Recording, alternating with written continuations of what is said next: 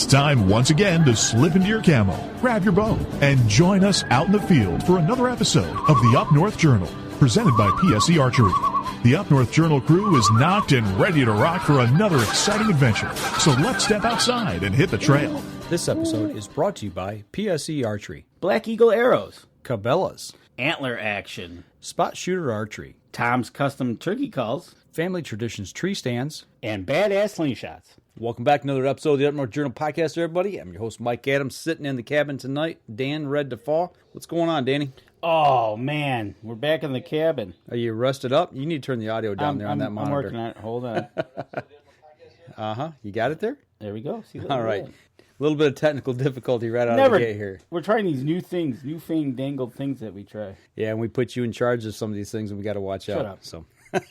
All right, so, dude, I hate to say this, but it's middle of January. Yeah, which it is, and right? It's nice out. And it's not too bad out.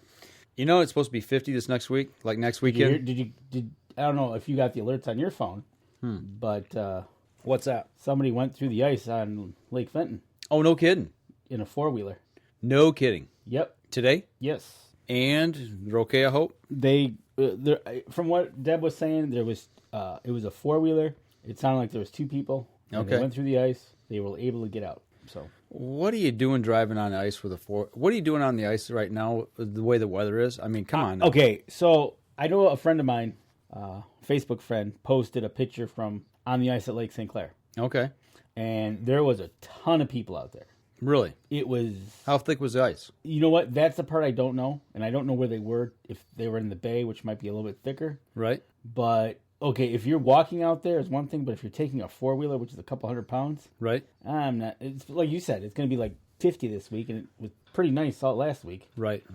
Well, I just saw a post earlier on Facebook. Carrie Z and her husband Zach were over somewhere in Wisconsin doing some ice fishing. They had tip-ups out, and I don't know how thick the ice was there, but I mean, looked like they were hanging out there all weekend, actually. But it's always cold in Wisconsin. It is. It's always cold over there. But she was sure enjoying Indy with us. Yeah. Here it was. I think it was like 35, 4 degrees. And yeah. We were nice and warm. We come outside. We walked out of the hotel. Ian Sparks from Whitetail Properties, guy that used to be with us here on the Up North Journal. He met us first night. And when we walked out after dinner, what was it, 35 degrees, 40 degrees, wind's blowing a little bit. And he's like, man, it's cold. We look at each other like, are you kidding me, man? This is nice. Oh, I know. Ready to put shorts on, And Carrie Z was nice, and she's out there. I think she had a dress on. Mm-hmm. She was like, this is okay. And you could tell everybody that was from the north. Yeah. Because they were like loving it, and everybody from the south was like, ooh, this is too cold. Right on. So it was a beautiful week in Indy. It was a beautiful week in Indy. Can't complain about the weather. A little windy one night. A little windy the one night. But we had it when we were walking back to the hotel. We had it behind our backs. At our back, so it was good. Yeah, kind of pushed us back to the hotel. Right. So, it was a good week. And this weather is today was nice, sunny. Absolutely. And then I heard people went through the ice, and I'm like, really? Yeah, knuckleheads. Knuckleheads. You think we're going to get ice this year good enough to where we can get out and do some serious ice fishing? I think there will be. We still got another couple weeks here in January, and then we got all February. Right. I think we will. But some other people are out there, pike spearing and fishing. So if I seen it today when I was going over to the other city on a little lake, there was fish shanties out there. Okay. So I really didn't think there was good enough ice around here. I was talking, Zach and I, Carrie's husband, we were kind of hitting each other back and forth on Facebook, and I'm like, yeah, I wish we had ice here. I really didn't think we had enough ice here to even get out, let alone put a four-wheeler on. So. Oh, I know. With all the warm weather we've had.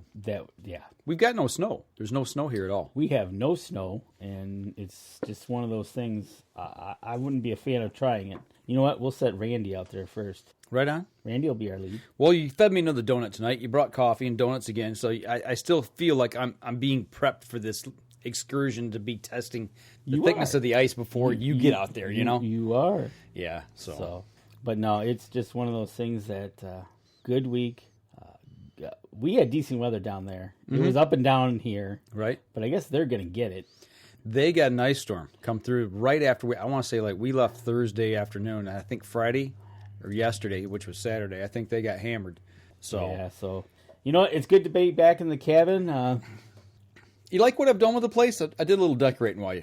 If you're watching on the over. live stream and Right. you haven't noticed, you've done a little decorating. And, Yeah, it's kind of nice. It's all good. man.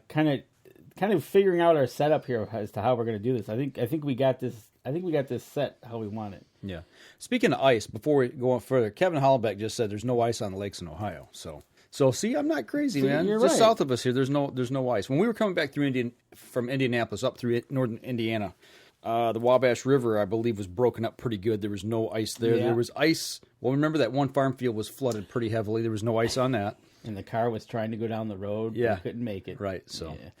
But we saw some deer coming up through Indiana. Remember that field had a whole bunch of deer in there? absolutely, yep. Deer were out prowling around. You know they're loving this weather as well. So. Yeah, matter of fact, I went up to Midland yesterday for a birthday party, and the golf course right there in Midland, there was a bunch of deer out there in the green pockets. They were just loving it. Were they grazing? They were eating? grazing. Okay, They all were right. grazing. I had 6 behind the house this morning, right up next to the fence, close to the fence. Okay. You know, they weren't grazing. They were making their way through, but And a little further down from there, this nice wily coyote standing there watching the traffic go by. really, Yeah, it was. We looked over and Deb goes. She thought it was you'd see this animal standing there, and we looking at that's a coyote. So Right saw on. one of those, and then on the way home, out in the middle of this field was a bald eagle sitting on top of something. really. Yeah, so I'm assuming it was probably that far, a few yards, 40, 50 yards off the highway, probably a deer kill. I'm thinking. Deer, coyote, bald eagle. Are you sure you weren't at the zoo? I was in Midland, so you Okay. take it at that. All right, So. just wondering. No, it was a good time. Nice family event. But yeah, it was a good week. Definitely was. I had a blast in Indy.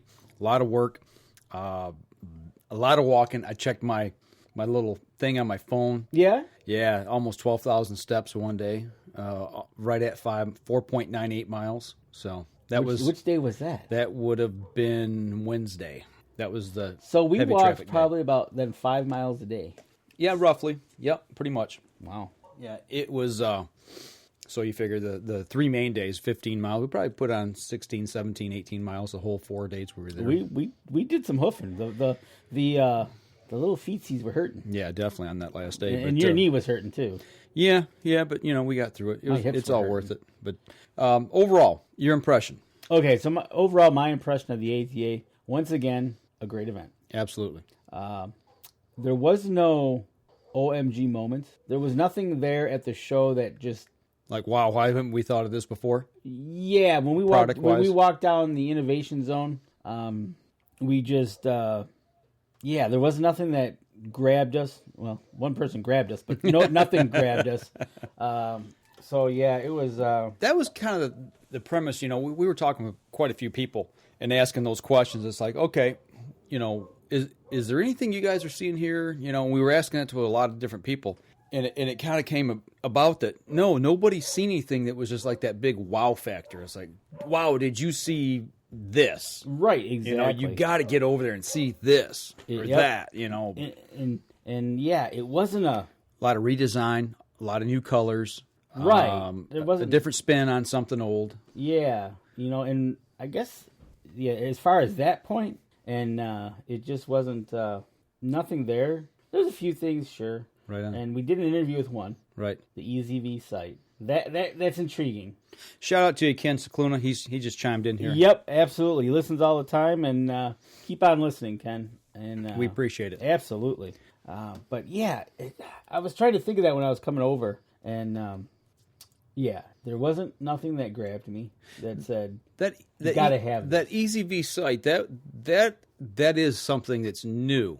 That came out Last year. May of last year. Okay, basically it's a sight for a bow, and it's in the shape of a V. Yep. The aperture on it, and you guys you're gonna have to watch our interview to be able to explain it over a podcast. Even sitting here on the live stream, and it's just without having one here to actually hold up and show you, it's Right. a little tough. Okay, so that was one thing. Different concept. It's definitely a different concept. As far as everything else going on, obviously the PSE Evil is just, that's lights out. That's amazing. A couple of products we saw. The Evolve 31 and 35. Which one are you thinking? What did you shoot the 35? I didn't shoot the 35 because I'm going to go 31 anyways. If I do, I'm going to go short because of ground blinds and right. And as Bobby says, I can't shoot the longer bow because the cam drags on the ground. And that's in the interview, so you'll have to wait and see that as well. But it was. I think it was decently attended. Yeah, and I think maybe we didn't see the big pack aisles and crowds like we did last year, partially due to the weather. The weather out west. A lot of people out west didn't make it. Yeah, it was wreaking havoc. Tuesday, the first day, the opening day, with the attendance to me looked like it was down and people were talking. People were trapped out west, couldn't get their flights out due to the high winds and ice and things of that nature that had them grounded. So. Absolutely, and so the big thing the first day became tomorrow because everybody's coming in late tonight, if not tomorrow morning. Right. So we had a good show. I think it was nice. It wasn't overly packed, so it was a good show. We definitely did some hoofing. Saw Jack again at Family Tradition Street Stand. I love that guy. He is a card, man. He is a card. He is a card. We should we'll have to. You know what? Next time we see him at a show, we'll do a live feed. We'll ask him about the carpet. Definitely need to get him on the show. Yeah. So, but no, it was. And of course, Randy Kitts at Black Eagle just once again picked on me. Right. That's good. Yep. So, but no. You were like comic relief the whole week. I was. It was just one of those things. When in doubt, pick on the short red-headed guy. Right. Shout out to Dave Wilkins, who just joined the live feed here. So hey, Dave.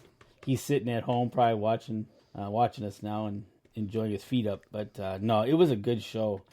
So with that, overall, I think it was a great show. We had good weather for being in town. We could move around. We weren't snowed in or that problem getting around. Yeah, because in the past we've had issues trying to either get down there or get home. Right, and the only issue we had, but we didn't get hit with it, was the rain. We seemed to be in between places when the rain was there. Right. And we made it to the hotel before the downpour, and we were able to catch some other people who walked it weren't so fortunate. They got basically gunned down by cars. Right on. Yeah, you see them getting drenched. That was quite something to see. But Badlands Film Festival, that was on Wednesday night. Once again, that was always good. But I tell you what, we're bumping up close to our first break. You got a couple questions you want to ask me? We got a question for the next segment. Okay, and we'll come back and okay, actually, talking about Kevin Holland back there? Yep. Yeah, let's take this break. We're going to stop the live stream for a second. We're going to come back with segment 2. So you guys that are there on Facebook, just sit tight for a second and let us get the second segment going, and we'll be right back and we'll answer that question. We're going to step outside and we'll be right back after this. I shoot PSE because I like one pin to 40 yards. I shoot PSE for the perfect combination of feel and performance. I shoot PSE because you can shoot lighter poundage and increase arrow speed. I shoot PSE for the fastest bows on the planet. I shoot PSE because my livelihood depends on my bow. I shoot PSE because better engineering makes a better bow. I shoot PSE. I shoot PSE. I shoot PSE. I shoot PSE. Experience PSE. Experience performance. We know the future of hunting depends on our nation's youth. But did you know that in many states, it's illegal for you to take your son or daughter hunting until the age of 12 or even older? As a result, we have fewer young hunters, and the Families Afield program is designed to eliminate those barriers. Hunting is safe, and the safest hunters afield are young people with adult mentors. Visit our website at familiesafield.org to find out how you can bring more families afield.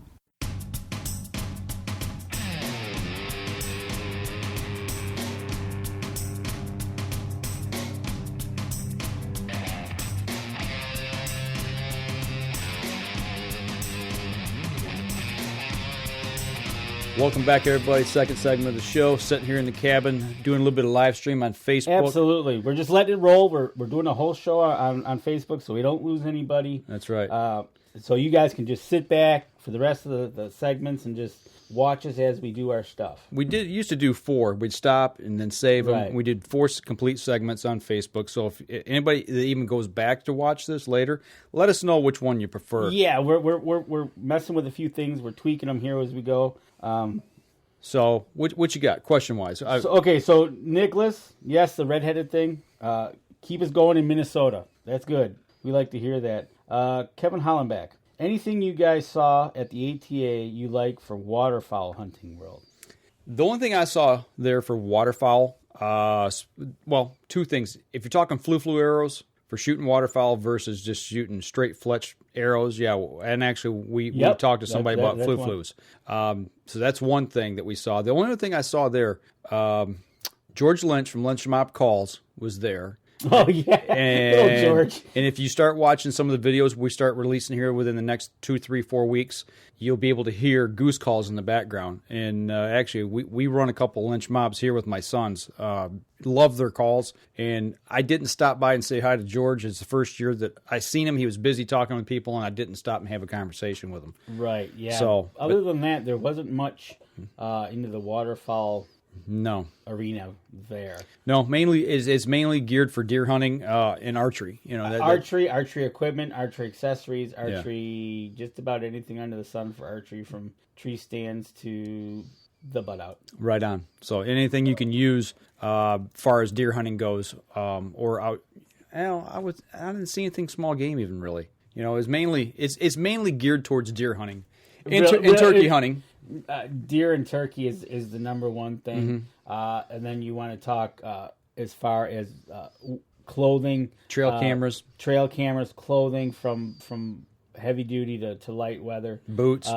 There was one Mountain Ops was the energy supplements and stuff. Yep. So from there all the way to Quiet Cat with the bikes. Right. So, but anything you can use to apply to a hunting situation for whitetail, bear, mule deer, moose, antelope, right? Things of that nature is kind of what whether you're out west, whether you're out east, whether you're on the other side of the world. There was buyers from all over the continent, all over the world.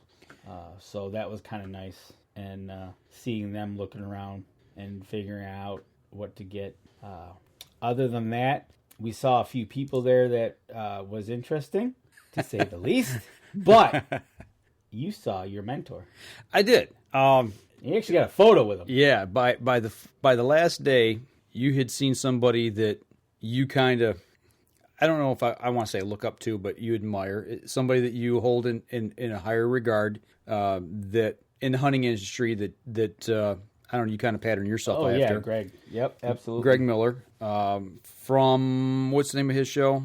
The Hunt. The Hunt. Okay, right. And his son Jake. It's with him and his son Jake, and they're out of Minnesota, and they have the Hunt TV I thought they were out of Wisconsin. Yes, they're out of, didn't I say Wisconsin? You said Minnesota. Oh. Okay. And Mara met Melissa Bachman. Again, and she went to pieces, and she got all nervous. And Cody, who was running camera for us for the whole trip and playing pack mule. Thank you, Cody, for doing that. He's into fishing, so he actually got to see Hank Parker. He got to see and have a picture with Hank Parker over at Schwacker. Yeah. And but Cody's also into the recurve bows, and he went and shot some, right? Yeah, he did. Yep. And then I don't know if he ever got over to the AMS booth. No. Okay. No, but yeah, actually, with us doing video work, with what we do here at Up North Journal, with my background at work, working at the local TV station, and my love and passion for the outdoors, you've heard me talk about it on the show many times before, Donnie Vincent. And he has some just breathtaking, great cinematography that he does and produces videos of his hunts and his team. And Donnie was there. You know what? And you recognized him by his hat. Yeah, he had his toque. That was funny. Yeah, the toque, and he had the big beard, so he was rocking the beard. But yeah, it was really nice being able to just to see somebody, go up and talk to him and ask him for a quick picture. And I just told him, I said, I appreciate your work and what you do, and it's got to be a lot harder than I can even imagine some of the things that they do and go through. But to be able to sit and see somebody and admire their work and what they do, and being able to meet them, and them taking a few minutes out of their time just to say hello and take a quick pic, that means a lot. Mara got a selfie with them, and it was she also got one with Jim Shockey. Yep. So and it was just you know what? It's nice at that type of show that because I saw Pat Reeve and reminded him who I was, and he remembered. Right. Again, pick on the redheaded thing. But, right. is just so nice in that atmosphere. They're just roaming around left and right, going from people, their sponsors around, and then you just kind of say, hey, got a second? And they take that time with you. Yeah. It kind of brings them down to, And a big shout out, Denny Steiner. You've heard us talk about Denny here on the show before. We talk with him over at the PSE booth, and it's always a pleasure to listen to some of his stories. I got him to he'll be on the show whenever we set that up. He said he'd be glad to come on, so we'll have him on to tell this story. Absolutely, that we talk about. But yeah, talking with him in the PSE booth there, him and Bobby Vargas, and meeting the new Michigan manager. Yep. Dan Yassa. He's covering Michigan, Michigan sales manager for Michigan, for PSE, and Northern Ohio. And all of Ohio. Oh, all of Ohio. It's Ohio. Okay. All of Ohio. So he gets to go from the bridge to Cincy. Okay, he's covering the lower peninsula of Michigan. He does not cover the upper. Okay. Which is thought odd, but okay. I guess you can lose the upper peninsula to Wisconsin, I guess. The upper peninsula is a state all in itself, you know what I'm saying? Sometimes you're right about that. No doubt about it. So, but no, it was you saw your mentor, I saw mine, Mm-hmm. Mara saw hers, and hopefully we're going to have Melissa Bachman on the show as well. Right. So that's all down the road. We just got to get that all lined up. But no, it was a good show. And that's the question I wanted to ask you. We saw the people, we saw the things. Was there any one thing that jumped out at you out of the show that, for me, it wasn't there was some nice things, but I don't think there was anything that just grabbed us. The one thing that stuck out in my mind, and I found this product after last year's ATA show. I was on, I want to say April, May, June, somewhere in there, from Fourth Arrow Archery, which is a Michigan company. They're over on the western side near Grand Rapids, and they have camera arms for videography. Fourth Arrow, yes, Fourth Arrow Archery. And these camera arms, to me, the concept and the way they build them makes it really easy, lightweight, sturdy. But the thing I've always had a problem with, when I take my camera arm out put it up in the tree stand, you got to ratchet it on. You're making noise. When you get done, if you're going to hunt another set somewhere, you got to take it down. You're making noise, and it's that constant on the tree, off the tree, on the tree, off the tree. Then you got to worry about getting it level. That's a huge pain for especially if you're in the dark. Especially if it's not a straight tree. And it's not a straight tree, and it's in the dark. So you're dealing with that. But what they've done is they've built a base, and this base that's part of this camera arm. It doesn't matter if it's a horizontal limb. Doesn't matter if it's on a 45. Doesn't matter if it's completely vertical. Matter of fact, I think they were showing it to you on almost a 45. Yeah, pretty much a 45. Right. That this base has a swivel on it. You attach the base. It's a ratchet type system, and once you get it affixed to the limb or the tree or whatever you're affixing it to, then you dial the level in and get it leveled. And it's got a sleeve on top that the camera arm fits into.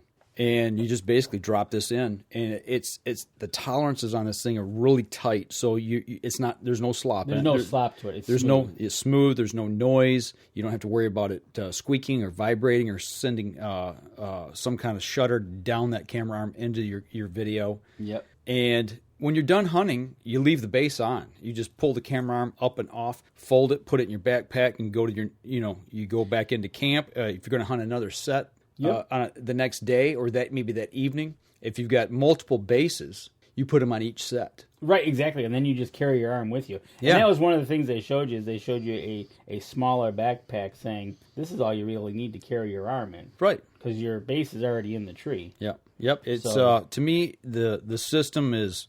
From what I've seen, guys, if you're into that, if you're into self-filming your hunts, it's the cat's meow. It is, and literally it's smooth and $150. And they got an extension. They got an extension for it if you need an extender on it.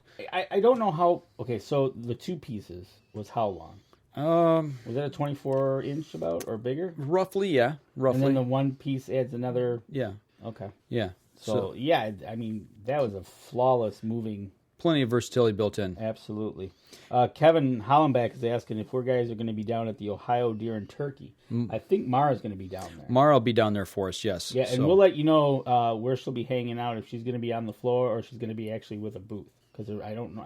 We got to talk to Dan if they're going to be the PSE guys are going to be down there. Right on. So stay tuned for that, Kevin. We'll let you know where she's going to be at for that. But Now that you mentioned that, I did think of one thing was in that same booth was the grenade. Oh, the wind scent grenade. The wind scent grenade. Is that not slick? It's multi-purpose. Absolutely. Not only can it be a wind detector, but it can also be, depending on what stick you have. I'm trying to remember where I've got that at. If you have a bag, it's in the bag. But I'm trying to remember what bag I put it in. Because that was slick. So keep talking, everybody. I'm gonna try to find it because I think I got it right over here. We got to show the guys online because this is way cool. Keep talking. Yep, no, but this was another. Actually, a couple people had it, but Fourth Arrow was also having it. I think it was still under the Fourth Arrow name. That basically what it is it looks like a grenade, and it's got a stick in it, kind of like an e-cigarette stick. And how it works is everything is self-contained in that little stick, and you put it into the grenade, and then when you squeeze the grenade, the air comes up through it and creates the smoke out the top, and you can check your wind, but also they come in scented. I think there was doe estrus, there was apple scent, there was skunk scent, and there was a few different ones that you could choose to put in there to use as you were using this. So another you lost your grenade? It's here somewhere. Yeah, so it was a cool thing, and a little thing that you can put around your neck and have with you in the tree. So that was kind of neat. But other than that, Fourth Arrow, that was an interesting. And you know what? The price of that arm, in your opinion, do you think they were right on base with that for $150? I thought it was a bargain. Okay. I thought it was a bargain at $150. Okay. So yes, I thought I know what camera equipment goes for. And for what it was, yeah, I thought it was a bargain at that price. What'd you lose? My head. Your headsets? But yeah, no. I know where it's at now. But I tell you what, next show we'll break it out. All right, we'll break it out the next show. So we'll blow up the next show. But yeah, that grenade thing, it was pretty cool. Like you said, wind checker, scent dispenser, the whole 9 yards. And you use the same concept, remote controlling. Right. So, but they also had some that you put. It was a bigger device, and you could actually put it out away from your stand. So, like if you're hunting bear, they had one that was donut shop. Oh, see? So, oh, yeah, that's right. Because on the video they had one trying to eat it. Yeah, they had a bear trying to eat it. So I don't know. I mean, you got them coming in eating your scent dispenser. But they also had them with citronella. You put them on your fishing boat, and it keeps the mosquitoes away. And the other aspect was that if you were camping, do the same thing. Yeah. Yep, so, exactly. Turkey hunting, if you're in a pop-up blind. Absolutely. So that was kind of cool. But other than that, what else did you see that? I guess the big news coming out of the show was the Drury's going over to Nomad. Yeah, yep. That it was interesting because the people they were with, that booth was empty. I didn't see too many people there. And if you wonder what we're talking about without naming names, you go back to our earlier shows where when the spearing incident happened. Yeah, I'm trying to remember. Bomar. Josh Bomar. Is it Josh? I think so. Anyway, when he speared that bear, the company he was with that let him go. But yeah, that booth was empty. It seemed like all week. Right. So. And the Drury's were with that company, and now they're with Nomad. So that was a big news coming out there. I think that was. I don't know when that was announced. It must have been announced Tuesday. Maybe it was announced earlier. So. Don't know. No, but it was one of those things that just. It was a good show. But yeah, nothing really grabbed my fancy and said, we got to have one of these. Yeah, all right. Well, I'll tell you what, we're bumping up on our second break here. Why don't we take that? We come back, we'll talk about some of the specific companies that we're partnered up with this year. Let's do that. All right, we're going to step outside, take our next break here. When we come back, we'll carry on with ATA 2017. So what do you do when you've completely redefined the way bows are engineered? When you've reached the pinnacle and the band starts playing your victory song, you start a revolution out of thin air. Introducing the all-new PSE Carbon Air, engineered with true carbon technology to be the lightest high-performance bow in the world. Experience PSE. Experience performance. We know the future of hunting depends on our nation's youth. But did you know that in many states, it's illegal for you to take your son or daughter hunting until the age of 12 or even older? As a result, we have fewer young hunters, and the Families Afield program is designed to eliminate those barriers. Hunting is safe, and the safest hunters afield are young people with adult mentors. Visit our website at familiesafield.org to find out how you can bring more families afield.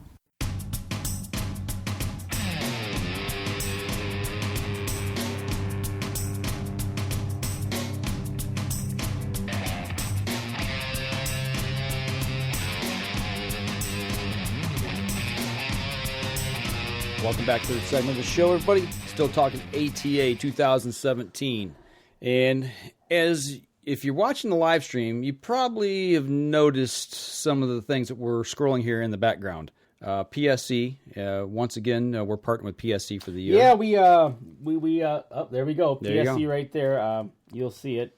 That we sat down, talked with, and we're going to partner again for another year. Yep. And new. Bobby Vargas and Dan Yasa. We get to do a little sit down and talk with them, and of course shoot the bow. The new flagship bow for this year, the Evolve, the 31 and 35. What did you think about when you shot? I mean, the biggest thing on this bow, one of the biggest things is the fact you can adjust the let off up to 90%. That's amazing, isn't it? I mean, what was it like when you pull that back and you held it? I mean, is it 90% I will agree with Mara's. It's like holding a feather. It was incredible. It was the bow was set at 60 pounds. Yep. Yeah. So it was like you're holding 6. Right. And it was like, really? And literally, you could pull it away and talk to each other. And we're sitting there talking. I got it back, and I'm holding it. And it's, you can move it out away from you and sit there and talk to somebody. And can you imagine being in a tree stand and draw back on a deer, and you get picked and you got to hold it, and wait for that deer to put its head back down and mosey on before you take the shot. Right. Or let down. And when you let it down, it's not that snap back of coming back across the valley. It's like you don't it's doesn't easy. pull your arm out of No, socket. it doesn't. And it's like, wow. And then, which shocked me, I guess it doesn't shock me, but they had somebody, this is a 90% let off bow. Somebody was shooting it and said that's too much let off for them. Mm-hmm. Really? Okay. They liked 80. Mm-hmm. Okay, I didn't know there was. But to me, what's neat about that bow is you can go from 65 to 90. Mm-hmm. So if you want to do a 70-pound let off, you can just change the module. Yep. And go to 70 or go to 90. Yep. And that bow, we shot that bow release. It was all smooth. Even though we were using one of their releases and everything, I can only imagine when you get it tuned in to be specifically for you or for the length, your release, your everything, dude, it's got to be lights out. If I remember right, when we did the interview with Bobby Vargas, the marketing manager there at PSE, the 31 70-pound limbs at 29-inch draw, I believe the IBO speed was 346 feet per second. Right. It was 346, I think, somewhere in there. That's when it topped out. Not looking at the book right off the hand, it was like 335 to 346. Yeah. And that was really nice. The other thing that really amazed me, and we say this every year because, and this is the thing, man, is the technology that goes into these bows now is just simply incredible. And you would think, how can it get any better from year to year to year? And once again, no hand shock vibration. It just sets steady. You take the shot, it's set in your hand. You didn't have that vibration in your hand. You didn't have the big loud noise in the bow didn't have that. when you executed the shot. It just gets better and better every And that's year. got the new cam system on it, twin cams. Mm-hmm. It's kind of funny. We went from 1 cam, 1.5 cam, 2 cam, no cam, and it's just how they go ahead and they engineer these things to do whatever they do to get to what they have. Right on. 90% let off, a smooth shooting 346. I mean, really? It just, like I said, every year it just seems to get better and better. And then they go ahead and they said, okay, we're doing that this year. Mm-hmm. Last year we came out with the Carbon Air. Great bow. We're going to improve that one. Yeah. So that's another improvement bow they did. They put the Evolve cam on. They put the Evolve cam on that one. On the Carbon Air. And, I mean, those two bows alone are just phenomenal. Lights out. You got to get out there and shoot them. Get out to your dealer and shoot them. Dan Yasa, the Michigan sales manager, he said it best. You have no excuse to not get out and shoot these bows. Go to your local pro shop, check them out, and just shoot them. That's all we're asking. Just get out and shoot. Kevin Hollenbeck is asking what the MSRP was on the bow. I do believe that one, the Evolve, is $999. I did not see it, so I can't answer. On the website, it says $999, and the 35 is just a touch over $1,000, I think.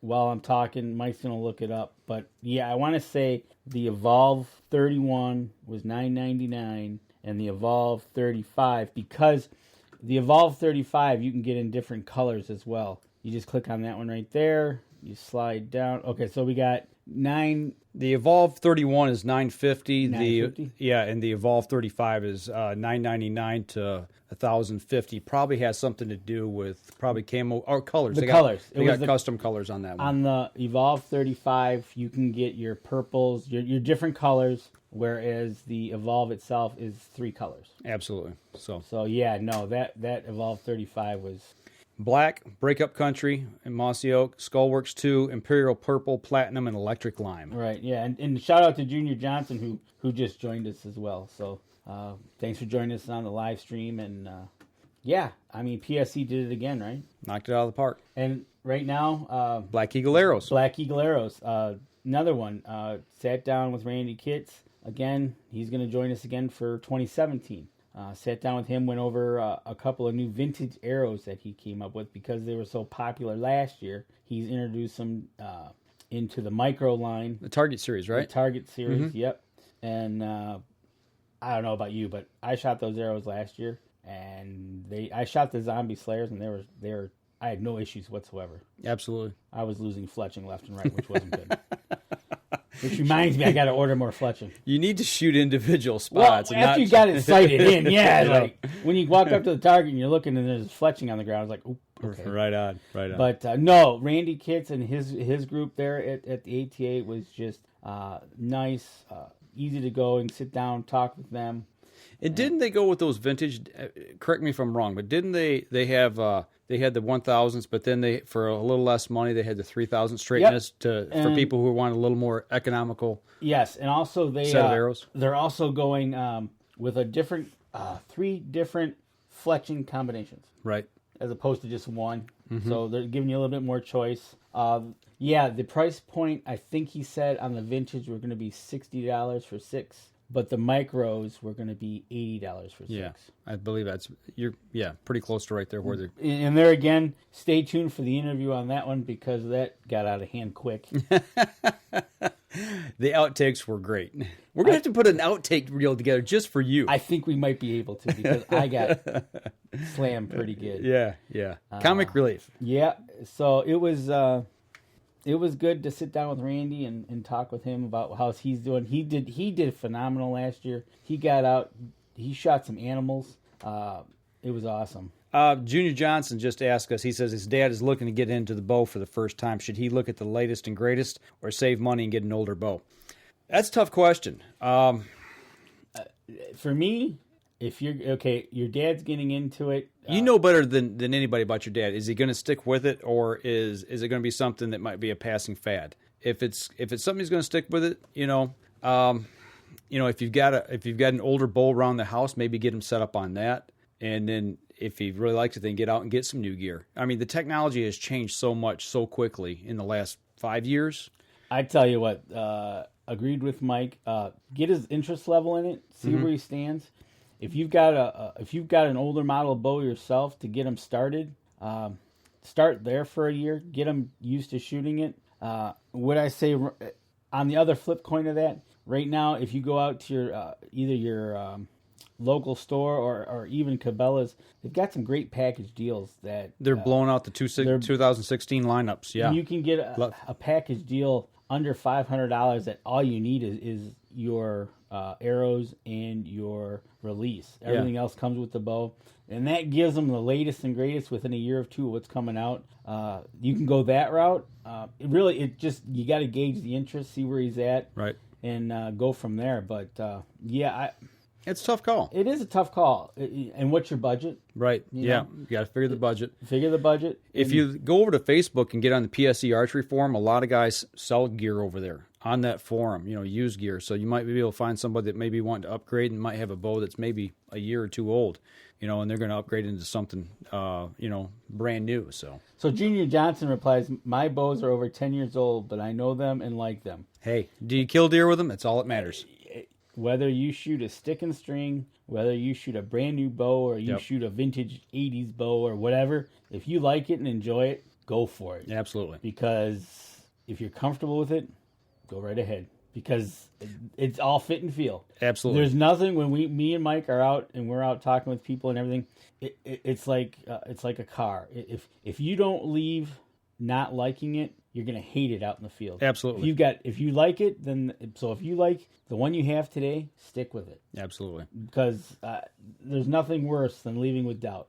The one thing I would suggest, if you've got something that may be a little older, make sure you keep an eye on your string. Make sure that you take care of that string. And then and check your limbs periodically to make sure that you're not getting some degradation in those limbs, maybe a slight crack or something. If they're, Yep. We've seen that. We've seen stuff coming into the shop before. Hey, Nicholas, you're coming in too with a question that says, not a question, but a comment that says, I have an older Bear lights out and I love it. Again, how old is that bow by chance? Just off the top of my head, because we got one that's over 10 and Nicholas's. But yeah, if you're comfortable with those, shoot them. Yep. And I agree on the one aspect that these bows can tend to get a little pricey, but like for the dad issue, just gauge where he wants to be. Absolutely. So, that's the one thing. It just, there's so many questions involved, it's just not a one simple yes or no. Right on. Arrows, broadheads, releases, sights. It's just, that's the thing, man. Is you get to custom build your own setup, and that's what's beautiful about archery. You can either do that, build it your own way, or you can do a package bow and start fresh and slowly upgrade it and upgrade from there. You might not like. I think most of those come with whisker biscuits on it. If you don't like that after the first year, you can change it and then move on from there. Kevin Hollenbeck says he's got a buddy that shoots a bull that's 20 years old and kills deer with it. He's got 4 that are over 200. Mark Hammer killed a hammer buck back in 2014. It's a 224-inch buck out of Ohio. If I'm not mistaken, didn't he kill that with a PSE that was about 10 years old? I think so. If I'm not mistaken, so. Okay, so Nicholas is about a 2008. Okay. So he's like 8 years old. Okay. So, but yeah, it's everybody is just fit and feel. Absolutely. The thing is, man, go out and shoot some of these new bows. Go to your local pro shop. Shoot the lineups across the board. And just see what's the trend is and where things are going and progressing as far as technology goes. And you might think, wow, maybe I do want to upgrade. When the time comes and when I have a little extra cash. Right. Exactly. And that's one of the things. It's. How many people did we have come into Cabela's last year? The same situation, and they said, well, we just want to shoot. We want to see what's new. I mean, we haven't shot a new bow in 10 years. And They come in and they're like, whoa, it is difference in night and day. But some guys go, that's fine, but I like my old bow. But it's not good enough yet. Yeah, so, it's something to check out. Right, exactly. So, and it's like going and test driving a car. Just because you go test drive one doesn't mean you got to walk out with the keys. Absolutely. So, PSE's back on board with Up North Journal. Then we got Black Eagle Aerial. Rando Kits is on board. So it was talking to those two guys was good at best. It was yeah.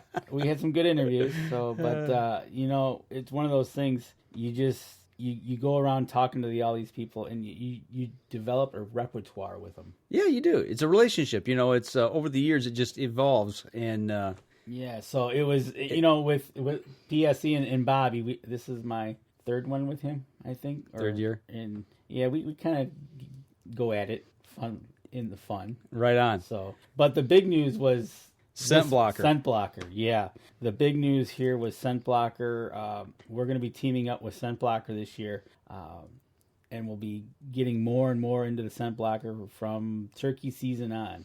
We'll be bringing you a lot more information here in the upcoming months. So yeah, this is something that we're excited to talk about, and a great company to be partnered with. So absolutely. And you know how I am about scent control. Yes. So Mike and scent control. No, bringing Scent Blocker on board was good. It was good. So we'll have more to talk about as the year progresses with them. Right. And right now, Scent Blocker is in the middle of heading to SHOT Show. Yep. Which I think starts this upcoming week. I believe so. I've already seen people heading out. Rob Kermathy, who's here locally, he's flying out to Vegas. So. Yep. And I think I can't think of his name. Dusty. Heading out there. Got him a new jacket. He got a new jacket for Vegas. Size 52, he said. Yes, he did. Dusty, when you hear this, dude, you need a cowboy hat. If he had a cowboy hat on, you know, he'd He's fit going the part. to Vegas. He should go the whole 10-gallon hat. And, yeah, boots, the whole 9 yards. Right. So, but no, Scent Blocker coming on board with Up North Journal is going to be. We're going to have a good year. Yep. So a lot of cool products, a lot of things I'm excited to get my hands on and get out in the field with. So absolutely. You know, a lot of great products out there. I talked to a lot of trail cam companies. Working on a project. That's all I can kind of say right now. I'm working on something, and you're working on something that's a little bit ahead of their time. Yeah, that's all I'm going to say. Because when I was with you, you've gotten more inquisitive looks than anything when you explained what you needed and wanted to do. Yeah, that look of started scratching their head. Yeah, exactly. It wasn't one of those things they could just say, "Oh yeah, by the way, here you go." It is. Yeah, no. You had them scratching their heads or had that inquisitive look of But yeah, that was pretty good on your part. Yeah. But that's a project you're working on, and backpack company that we looked at. Insight Backpack Company. Mm-hmm. We did an interview with them. Stay tuned for that. Mara found walking the show floor. She found that as intriguing. We went and looked at it, and it ends up being really cool. Junior's asking about the Cabela's and Bass Pro merger. Supposed to take place in April, I believe. As far as so best we know, all that we've been told is basically the merger, to my understanding, finalizes in April. As far as we've been told, nothing's changing. So stay tuned. Yeah, That's Matt, all we know. We know that the store in Chesterfield here in Michigan opening sometime later this year. All the stores that they've proposed for Cabela's that are proposed to be built are still being built. Yep. So nothing's changing there. Like Mike said, we're looking at August, September for the store right here in Chesterfield, Michigan. Still going to go up. Mm-hmm. So, and we'll be in Saginaw the second and third weekends in March. Second and fourth weekend of March. Fourth? Yep. There's a weekend skip. Okay. But as far as we know, nothing's changing as of now. So everything is status quo. If you really look at the deal and see how that goes, you'd understand that there's a lot of thinking that's got to go involved in that. That's just not overnight going to flip a switch and right on. Things are going to change. So, but no, all those companies coming on board with Up North Journal. We're excited. Definitely. It's going to be an exciting year for us. I can tell you that. Yes, it's going to be exciting. Now, all we got to do is get something. Oh, you got something. I didn't get anything. I got it sitting in the freezer. Matter of fact, in 2 weeks, couple of weeks, we're gonna grind that sucker up. And actually, we're gonna live stream that. We'll do a special segment on that live stream. We're gonna make some summer sausage. Right. So, but no, ATA for UNJ was pretty exciting. The icing on the cake. Actually, it was basically one of our last things to talk about was the Scent Blocker. Working together and sit down with them and talk things through. But we're excited. Absolutely. Well, I'll tell you what, we're a little overdue here on our last break. We come back, we want to talk about quickly about the Badlands Film Festival. And I got a little something on deer habitat that I want to cover before we let you guys go tonight. So we're going to step outside. We'll be right back after this. The 2015 Dream Season Decree is a deadly combination of speed and precision. It's built for the moments when time stands still. When the only thing that will break the silence is an arrow slicing a clean path to the kill zone. The bow of your dreams is a nightmare for big game. This is PSE's Decree. Experience PSE. Experience performance. We know the future of hunting depends on our nation's youth. But did you know that in many states, it's illegal for you to take your son or daughter hunting until the age of 12 or even older? As a result, we have fewer young hunters, and the Families Afield program is designed to eliminate those barriers. Hunting is safe, and the safest hunters afield are young people with adult mentors. Visit our website at familiesafield.org to find out how you can bring more families afield.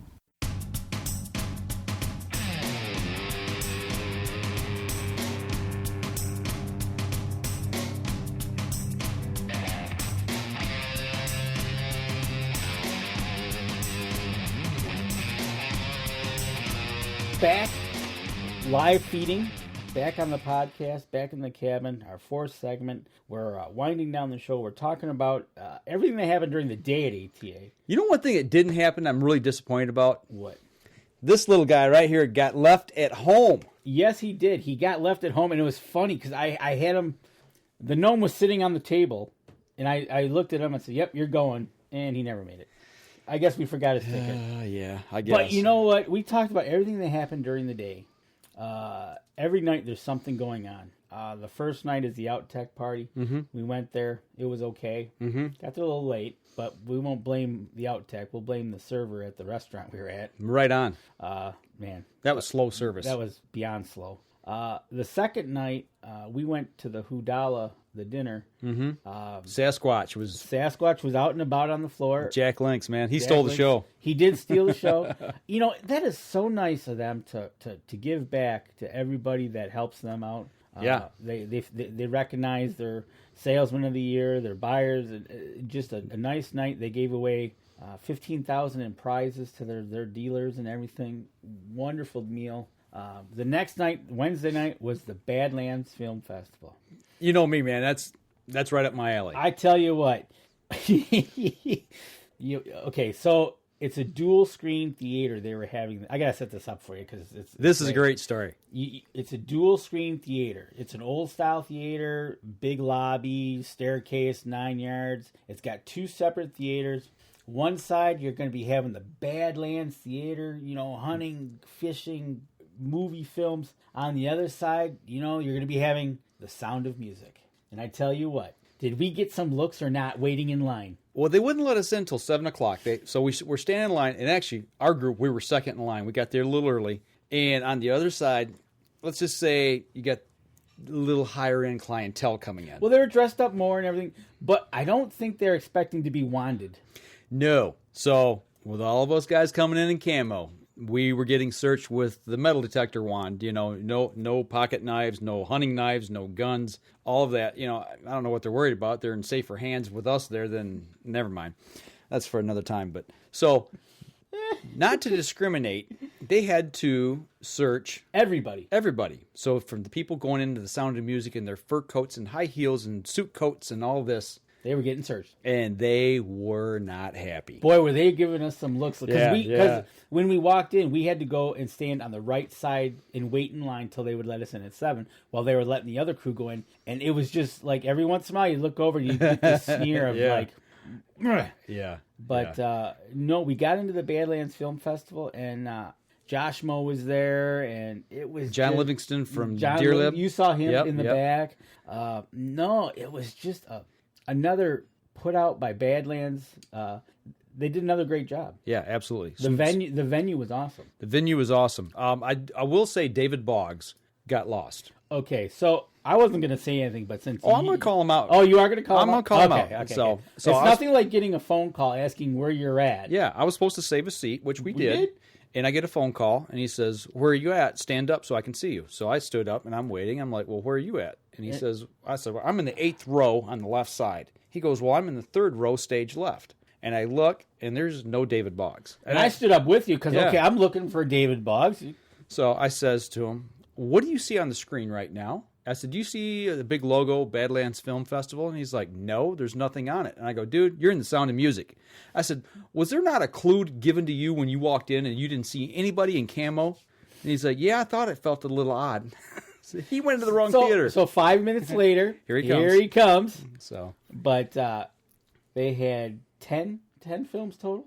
7 and 7, I believe. Okay, so 14, 7 longs, 7 shorts. Yep. Another fabulous job by the people that did it. Yeah, I got to give a shout out to one of the films that was in there. The guy self-filmed. That was tough. And I have an appreciation for somebody who self-films their hunt, and the guy did a great job. I mean, that's who I voted for. Obviously he didn't win, but the job he did was outstanding. And I thought if they had for best emotional moment was when that dad shot that buck in New York. Yeah, absolutely. Yep. The Tag and Brag guys. Yep. Or the dad who shot the cow elk. That was pretty cool. That was cool, too. But that dad they had in the blind, he was self-filming himself. Yeah. And he shot that deer, and you could just see the emotion, yeah. But, no, it was some good films, man. Absolutely. Man. And actually, they're on Vimeo. They just posted today. Yes, I saw Josh Mo posted that you can go see all the videos on Vimeo now. So go to Vimeo and search Badlands Film Festival 2017, and it's one long hour and 20 or 30-minute clip that you can watch from start to end. It's just fabulous stuff. Man. Yeah, it's good stuff. Really good. Everybody out there that took the time to do that, shout out to y'all that, to go and do that, from backpacking across mountains that are higher and lower and up and down, and weather conditions, the whole 9 yards. Or driving 18 hours to get to your hunting spot. Right on. It's good stuff. It was good stuff. I mean, the Badlands Film Festival again was a hit. I don't know how many tickets they give away for that, but I don't know. It was pretty cool. So, but that was the last of the festivities, because that led us into Thursday, and Thursday was the last day.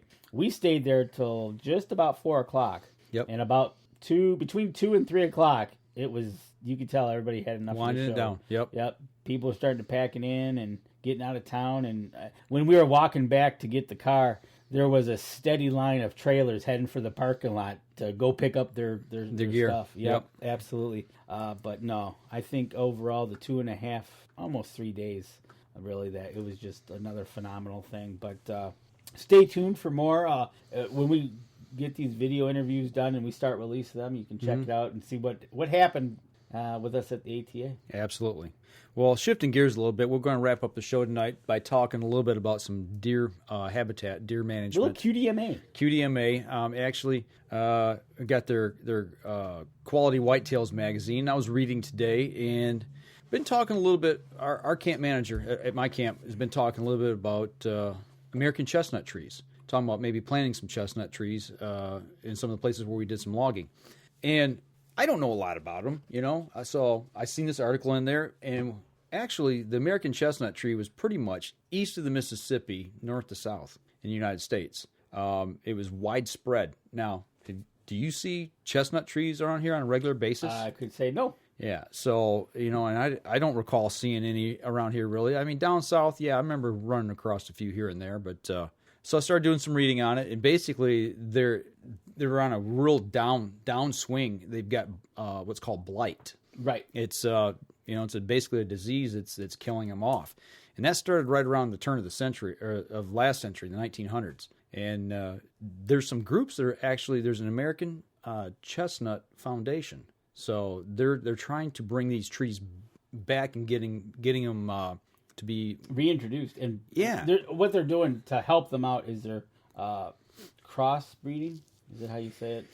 Crossbreeding and backbreeding. Backbreeding. That's the word I was looking for. What they're doing is they're trying to get it down so they're practically blight free. The ones that resistance, the way they're doing this, it takes 6 to 8 generations of backbreeding these things. It's like a 6th-generation thing. Yeah, and once they find a tree that's somewhat viable, they said 3 out of 100 nuts that they get from the tree have this resistance to this blight. Right. And they take those and they raise another tree, and they use that to start back breeding into the older trees. Because the one they're using, is it not from China or a Chinese? They're calling it the Asian chestnut. And to get it back to a true American chestnut, they said it's 15/16 pure American chestnut. To get it as close as possible. So that's the way they're trying to bring this back. But it's a soft mass nut that the deer love. They say turkeys and other animals eat them as well. So it's something that they're trying to reintroduce here across the eastern United States. Something we lost, and now we're trying to bring it back. So a very interesting article in the QDMA magazine. Yeah, it's a 6th-generation process. So pretty wild. It's kind of cool that they're doing that. I would like to really check into this to see if I can grow them in my area, because after I'm done foresting, logging, I'm thinking about getting a few. Yeah. We had this, we were talking before we went on the show about the Persimmon. You're thinking Promethean. Yeah. That's the spray for ticks. Which we read that we can't grow any far northern than about Grand Rapids and have successful fruit. Yeah, because they have a longer growing season to ripen the fruit. So this climate here in Michigan, once you get much further north than, actually we're almost due east of Grand Rapids. So you think about the middle of Michigan from Saginaw Bay south. You can have them, and you'll get ripe fruit. But if you go further north than that, and even further north than where I'm at, you'll get fruit, but you won't have them ripe. Exactly. So, but that was kind of interesting. But yeah, this American chestnut, it would be nice to see if I can get these put in. So, if any of you guys out there, if you know anything about this, or if you got them on your property, throw us a quick shout out back here on our Facebook page, or shoot us an email or something. Let us know, how the deer do around your area with these, because that's something that we're talking about and we're considering. But if you get the QDMA Quarterly Whitetail magazine, it's in the one that just came in the mail. This is the February-March issue. A really good article in there talking about the back breeding of that tree and trying to reintroduce it. And then over on their actual website, qdma.com, if you just Google American Chestnut, there's a really good article on there as well. So yeah, nope. And if I'm not mistaken, doesn't Native Nurseries, Mossy Oak Native Nurseries, don't they? I think they've got those as well, as they're really promoting those right now. I think so too. So it's just something that we're looking into, going to do a little research on, hopefully. And like I said, our camp manager is talking about trying to get them onto our place. It's something that we're talking about. Right. So, I heard a really good quote today. It's like, deer season. People talk about deer season ending, and you get kind of down. Oh, deer season's over. No, deer season just began. It never ends for me. I think we get about maybe a 30-second delay in thinking about next season. Yeah. You know what?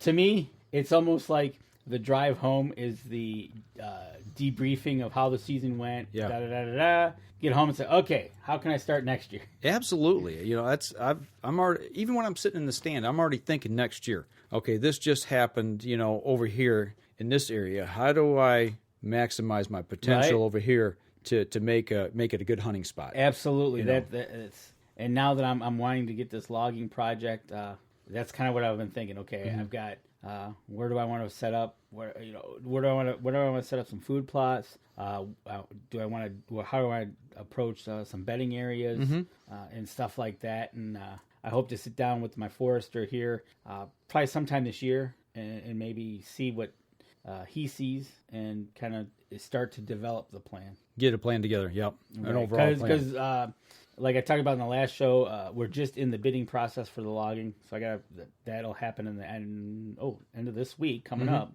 I'll know more as to potentially when. Well, ours got pushed back a little bit here, probably because of the weather. Oh, I can see that. Because we got some wet spots that we're going to try to get into. We need a good hard freeze up so we can get equipment in there. Or not we, the guys who are doing the work can get the equipment in there. Yeah. I got a mouse in my pocket. You do have a mouse in your pocket. So, but no, I think that's probably about the decompressed time is when you're driving home, but you're in your stand, you're still thinking about it. So yeah, even coming home from ATA, some of the things that we talked about, people we talked to. I talked with one of the guys from QDMA at the show and told them what we were doing, and looking ahead, people to talk to here in Michigan, our regional director, on our local chapter and things like that, and different ideas. And they got a really good program too that I had no clue about was the youth share a hunt deal. That I tell you what, that was another thing about the ATA. You're just not buying, looking, the connections you make. I made a connection. You made with the QDMA director as you were talking with him. I'm over here talking to the lady from the Mule Deer Foundation, and she's like, we started talking, and the benefit for kids, and you were talking with the hunting with the kids from down Backwater Legacy, and more conversation and get in touch, and we'll talk more. So it was more contacts to talk to, and we're going to see about getting her on the show. Actually, I think it's going to be a neat aspect to get her on the show and talk mule deer out west. Yeah. Have you ever been out west to hunt mule deer? Have you ever seen mule deer? Nope. One time. I went in 2008 with Kevin Hutchins. Right. We went out and spent a week out there. Whole different world. It is. It's a completely different style of hunting. And when you start talking difference in hunting out west and, up north and out east and down south, we all got these different hunting styles. Absolutely. And it's one of those things that talked with her. We're going to get her on the show, talk mule deer hunting out west. Awesome. Well, anything else you want to throw in this week? No, nothing this week. The only thing I got the UNJ crew, we're going to be stepping out, you and I and a few of our friends, Randy and we're going to be stepping out, and we're going to go enjoy a night out with the Benefit for Kids and their biggest fundraiser of the year. Yeah, that's coming up this Saturday. This Saturday, it's a special night for Benefit for Kids. It is their biggest fundraiser of the year. Maybe we should do a little live stream from there, maybe. What do you think? I'm sure we will. You give us a phone, we're going to live stream. Yeah, maybe we could do that and bring you guys to let you see a little bit of what they're about. We talk about it a lot, but, maybe we can show it. Yeah, exactly. So, we'll do some live streaming from there. But, yeah, it's the big one that's going to be this Saturday night. We'll probably talk a little bit on the show Sunday evening. But, nope, other than that, what this weather's going to do about ice fishing, I don't think it's going to do anything good. Yeah. All I heard was 40s. Right. Yeah, possibly 50 by Saturday. Okay, so I'm not going on the ice. Right on. So, all right, guys. Well, that'll do it for us this week. It's been a blast. I'm tired. I'm wore out, but it was a great trip. We got a lot of stuff to bring you here for the next couple of months. We're going to be releasing videos, and we're going to be getting out, hitting these shows. So you guys get out there. If you're in the area, stop by, see us, say hello. If you got anything you want to throw our way, questions, we love the feedback here on the live stream. We're going to try. Yeah. I think what we're going to try to do is we're trying to get out a snippet during the day of what's going to be on the show that night. Yeah. Throw in some questions in there so we can get mindset as to what we got to answer coming out of the show, and then join us live in the evening. Absolutely. So with that being said, I think that'll do it for us this week. We'll be back again next week. This episode was brought to you by PSE Archery, Black Eagle Arrows, Cabela's, Antler Action, Spot Shooter Archery, Tom's Custom Turkey Calls, Family Traditions Tree Stands, and Badass Slingshots. Thanks for listening, and join us again here next week. Until then, remember, as we always like to say, if you're out on the water or in the woods, shoot straight and be safe until next week on the Up North Journal.